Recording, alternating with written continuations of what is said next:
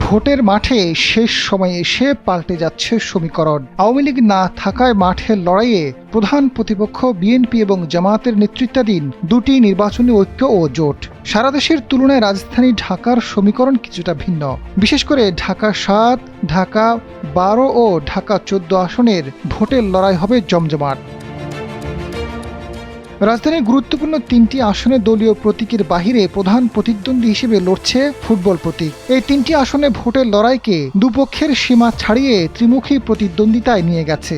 কে এগিয়ে কে পিছিয়ে সে হিসেবের চেয়ে এখন বড় প্রশ্ন, শেষ পর্যন্ত ভোটের ভাগাভাগি কার পক্ষে যাবে। ৩টি নির্বাচনী এলাকার অলিগলি প্রার্থীদের গণসংযোগ আর সমাবেশে উৎসব মুখর।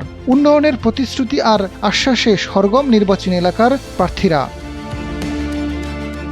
ঢাকা দক্ষিণ সিটি কর্পোরেশনের ১৬টি ওয়ার্ড নিয়ে গঠিত ঢাকা ৭, লালবাগ, চকবাজার, বংশাল, কামরাঙ্গীরচর ও কোতোয়ালির আংশিক এলাকা। আসনটিতে ভোটার ৪,৭৯,৩৭৬ জন।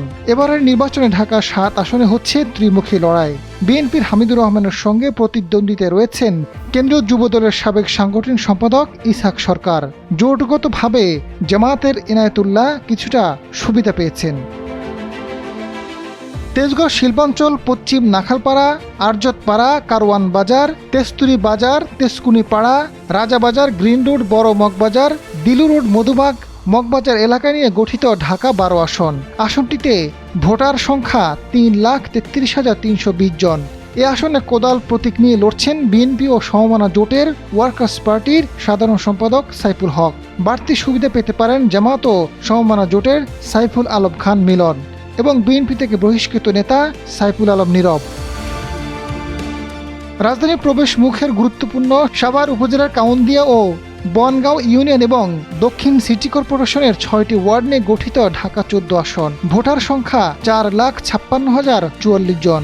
আসনটিতে বিএনপির মনোনয়ন না পেয়ে এবার বিদ্রোহী মাঠে আছেন এবি সিদ্দিক সাজু, বিএনপির সানজিদা ইসলাম তুলি। জামাতের ব্যারিস্টার মীর আহমেদ বিন কাশেমকে ঘিরে হিসাব কষছেন ভোটাররা।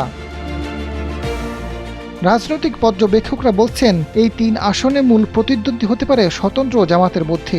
স্বতন্ত্র প্রার্থীরা ব্যক্তিগত জনপ্রিয়তা ও বিএনপির স্থায়ী সাংগঠনিক নেটওয়ার্কে কাজ করছেন।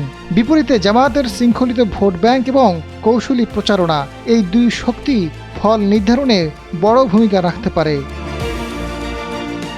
আজাদ ফারুক, সময়ের আলো।